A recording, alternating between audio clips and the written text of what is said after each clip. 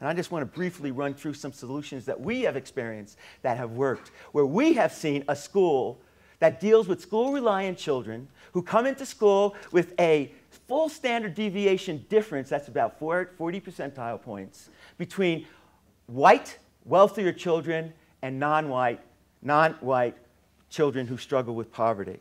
So first solution, early education programs such as those longitudinal studies captured by the Brookline Early Education Program, or that which occurred in the Ypsilanti, Michigan program, both showing that inner city children who participated not only did better educationally, but had better physical and mental health in adulthood.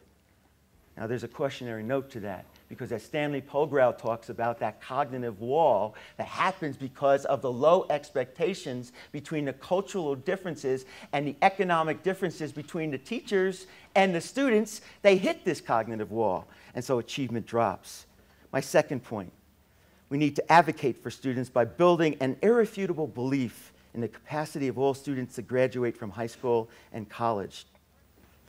My third point, we need to frame education reform around learning and teaching while recognizing the administrative and organizational arrangements required to support principal and teacher quality. And I write extensively about that, as we all do, in the book, Teaching All Children. My fourth example, we need to build local capacity through dynamic partnerships among universities, businesses, community and workforce organizations, political leaders, and parent groups. We need to build hope through these engagements, which can cite data which balance skepticism. Because when you have good data, and you can show that the kids who you do not think can succeed indeed, then data strips ideology of its power to influence public policy.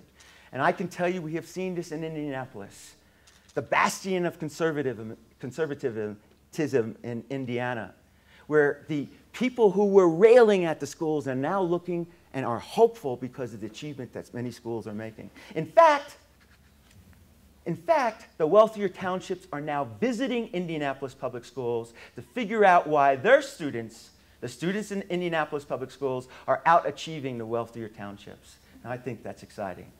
But what's sad is that they just tend to steal those teachers who've been trained with us based upon one criteria.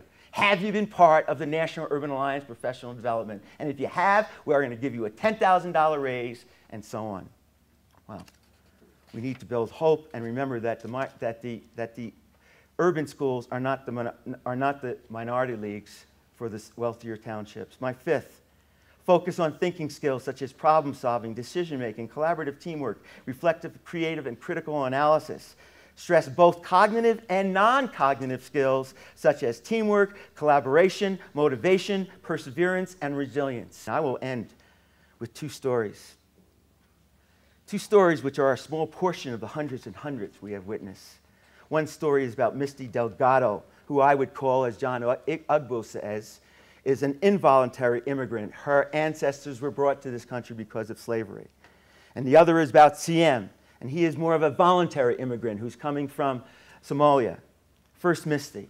Misty's mother was addicted to drugs. She became a ward of the state, a runaway, a high school dropout. She was a teenage mother. She witnessed friends dying at the rate of 2 to 3 per year. But she had will, and she had teachers and programs which lifted her up. One of them was the Carnegie Corporation program that developed student leaders. She returned to Hope High, graduated, and has completed her first year of university work. I met Misty while doing some pro bono work with Providence. And she stood up with tears in her eyes after the presentation. And she came out and told her life to her fellow students. We need to develop that perseverance, that important will that all children. The second is CM from Somalia. Yvette and I met him in the 9th grade where he was working with a teacher who just happened to be white, Audrey Jordan.